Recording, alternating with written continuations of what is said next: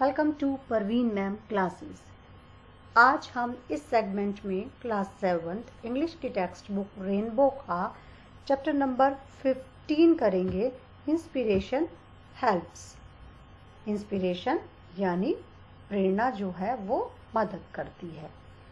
Rubina lived with her parents in A village. Rubina एक गांव में अपने माता पिता के साथ रहती थी। Her father worked in a factory. उसके पिताजी एक फैक्ट्री में काम करते थे।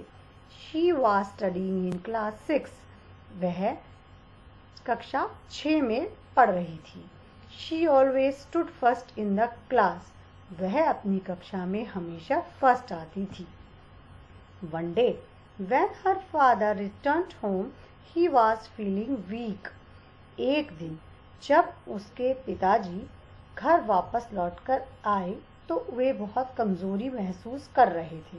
He told his wife, I am suffering from some serious disease and the treatment of this disease is very expensive.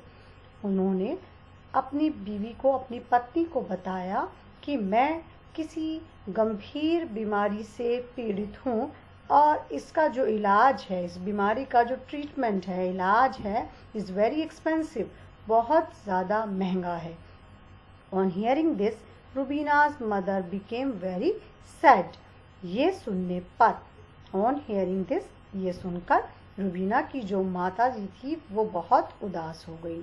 Her father needed rest, so her mother started working in the factory in his place. उनके पिताजी को आराम की ज़रूरत थी, इसलिए उनकी माता जी ने उनकी जगह पर फैक्ट्री में काम करना शुरू कर दिया। Rubina stopped going to school as most of the time she had to stay at home to take care of her father. Rubina ने स्कूल जाना बंद कर दिया क्योंकि ज़्यादातर समय उसे घर पर रहना होता था। टू टेक केयर, ख्याल रखने के लिए, ऑफ हर फादर, अपने पिताजी का ख्याल रखने के लिए।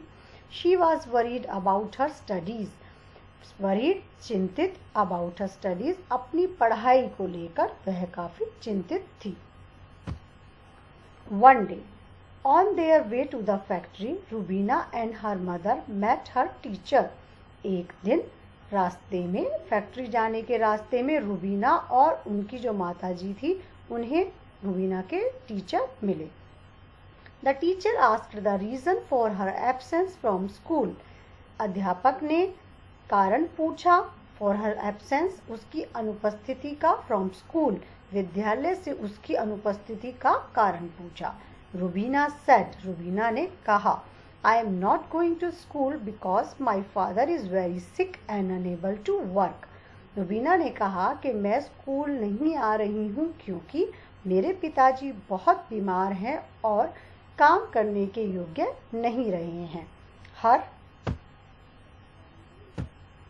Her mother had started working in the mill to support the family and she had to stay at home to do the household work.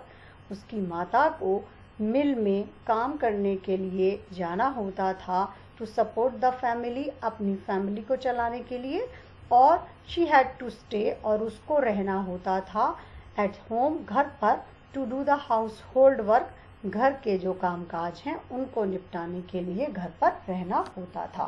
The teacher said to her mother, अध्यापक ने उसकी माता को कहा, your family must have been enrolled in Rashtriya Swasthya बीमा योजना। तुम्हारे परिवार को एनरोल यानी पंजीकृत करा लेना चाहिए स्वयं को राष्ट्रीय स्वास्थ्य बीमा योजना में। इफ सो, यदि ऐसा करोगी, your husband could be treated under this scheme without spending money. तो आपके पति का इलाज इस स्कीम, इस योजना के अंतर्गत, विदाउट स्पेंडिंग मनी, बिना पैसा स्पेंडिंग खर्च किए, बिना पैसा खर्च किए आपके पति का इलाज इस योजना के अंतर्गत हो जाएगा। The teacher also suggested that Rubina should join the girls boarding school. अध्यापक ने यह भी सुझाव दिया कि रूबीना को गर्ल्स बोर्डिंग स्कूल जो होता है उसमें एडमिशन उसका करा देना चाहिए। In the boarding school, she would get free education, food and hostel facility. उस boarding school में उसको यानी रुबीना को क्या क्या मिलेगा? फ्री एजुकेशन, मुफ्त की शिक्षा, खाना और हॉस्टल की सुविधा भी मिलेगी. Rubina's mother followed the teacher's advice, due to which her husband got good and free treatment and soon he recovered.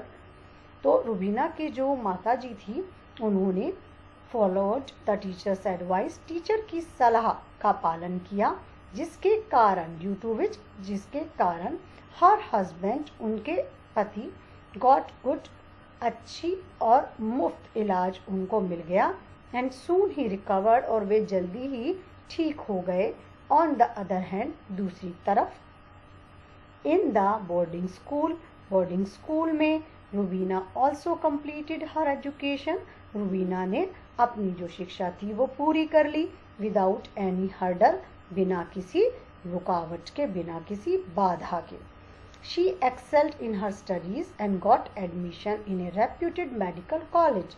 उसने अपनी पढ़ाई में एक्सेल किया. एक्सेल का मतलब ये होता है कि अच्छे से परफॉर्म किया. एंड गॉट एडमिशन और उसे एडमिशन मिल गया इन रेप्यूटेड मेडिकल कॉलेज, एक बहुत ही प्रसिद्ध मेडिकल कॉलेज में उसको प्रवेश मिल गया. She also got a scholarship to pursue her studies further. इसके साथ साथ शी ऑल्सो गॉट उसे मिल गई स्कॉलरशिप, छात्रवृत्ति, to pursue her studies further, अपनी आगे की पढ़ाई को पूरा करने के लिए छात्रवृत्ति भी मिल गई. After becoming a doctor she joined A local primary health centre.